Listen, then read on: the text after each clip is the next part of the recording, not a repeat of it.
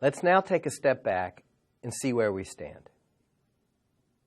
Everything we've looked at until now, the unexpected, incongruities, process needs, and industry change, all require a fairly deep knowledge of the area in which we're looking. What that means is that you should focus your search on an industry you're in, hobbies you're passionate about, or subjects you know about. While it's not impossible to find opportunities for innovation in areas you know little about, it's more likely that you'll expend significant time and money on an opportunity that doesn't really exist. But even if you don't have deep knowledge inside a particular industry or subject matter, you can still find opportunities to innovate outside your immediate experience.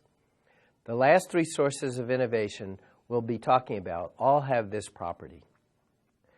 The first and most predictable way to find innovation outside your experience is by looking at changing demographics.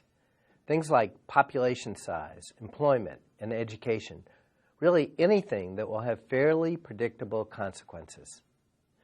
Think about the baby boomers, the babies that were born in the U.S. immediately after World War II. This was an unusually large cohort, and as these babies got older, they caused a population spike in whatever age demographic they found themselves. The baby boomer cohort is now at retirement age, and it shouldn't be surprising that we're seeing a spike in healthcare expenditures. Entrepreneurs who recognized this trend and innovated early to prepare for the retiring baby boomers are in the best position to make the most of the opportunity. The same principle applies to other demographic cohorts as they get older. It's probably worth noting a few risks you'll face when using demographic changes to look for innovative opportunities. The first is that you won't be the only one looking. Demographic changes are large and highly visible, so don't be surprised if you're not the first entrepreneur to come up with your big idea. That doesn't mean you shouldn't innovate in this sphere. Just be prepared for more potential competition. The other risk is that this source of innovation is slower than the other sources.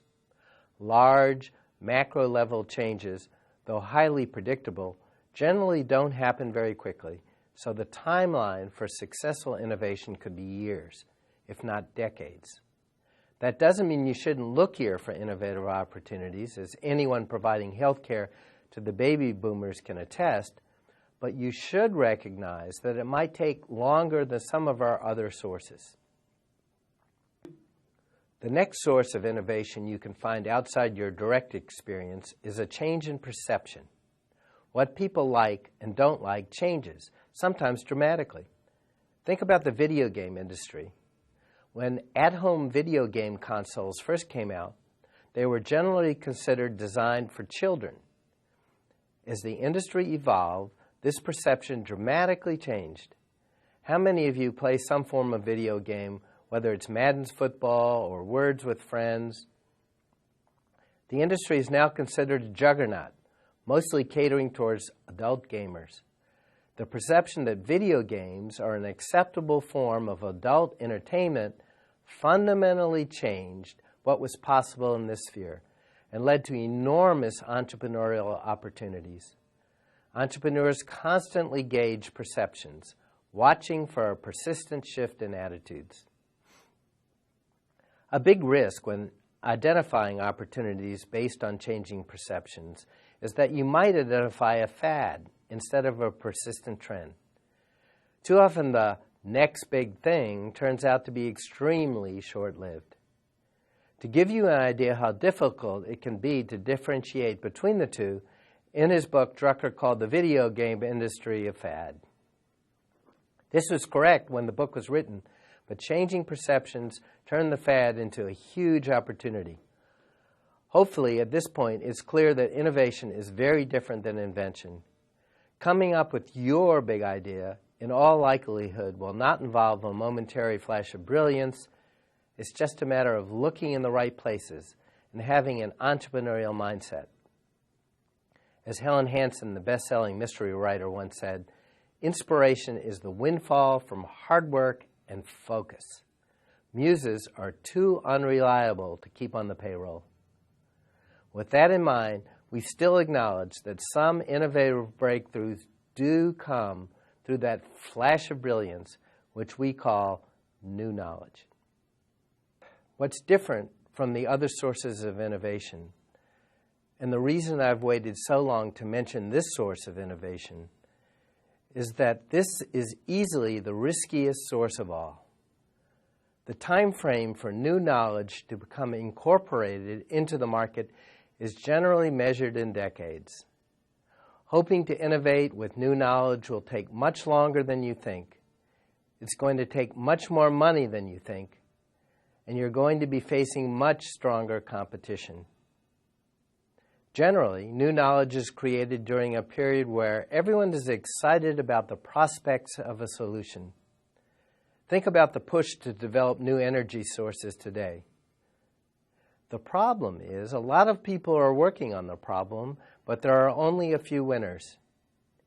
You not only need to come up with the new knowledge, you need to come up with it first. On top of that, every other source of innovation we've talked about exploits a change that has already occurred. With new knowledge, the innovation is the change. Unfortunately, that means you won't be able to tell in advance whether people will even want what you're in the process of creating. You could invent what you're convinced is the next big thing, but no one will want it. We don't want to dissuade most of you from looking for opportunity through new knowledge. If you're successful, the payoff is huge. However, at the end of the day, the other sources of innovation we discussed are much more likely to lead you to success. We've covered the major sources of innovation that will help you develop your big idea. The unexpected, incongruities, process needs, changes in industry structure, demographics, changes in perceptions, and new knowledge. It's worth reiterating that we presented these sources of innovation in order of reliability. The absolutely least reliable method is to hope for that aha moment. You might as well go to Las Vegas and bet on black. Instead, you're much more likely to find your big idea from your life and your regular, normal experience. It's probably staring you right in the face. You just need to look for it and embrace your entrepreneurial mindset. With the principles from this lecture in mind, I urge you to get started with your big idea. That said, there are a few principles of innovation you should keep in mind when looking for your big idea. First, you need to analyze all the opportunities. Look through all 7 sources of innovation and try to find ideas that span the sources. For instance, the video game industry relied not just on a change in perception, but also on a demographic shift as young video gamers became older video gamers. Second, get out and listen to your customers and suppliers. We'll talk extensively about listening in our next module, but for now, recognize if your idea involves a market in which you have no connections and you can't recruit someone for your team that has those connections, it will be very difficult to pursue your venture. Third, your idea needs to be simple and focused. You don't want to change too much at once, as customers tend to resist large disruptions. In addition, it can be difficult to communicate a complex idea to potential financiers. Fourth, make sure your innovation starts small. We'll talk much more about the iterative process in our last module, but your venture will likely start small and receive a small amount of funding. If your idea is too large, you likely won't have enough time or money to make the adjustments you'll need to be successful. Fifth, innovate for today. While you'll ultimately want a long-term strategy if there isn't an application for your idea today, it won't be successful. We hear many student ideas involving social media that start with, if millions of people join, they'll get a lot of value from the network. The problem is that many of these ideas don't give much value to customers today, which means the long-term strategy will never come to fruition. Finally, make sure your idea can be strategically implemented. We'll talk much more about a strategy in a future module, but for now, make sure you can visualize a market segment in which your idea could lead the pack. With these principles in mind, I urge you to start looking through all 7 sources of innovation for that rustling of the breeze, and keep trying to find your big idea. We truly believe every one of you has one. You just need to find it.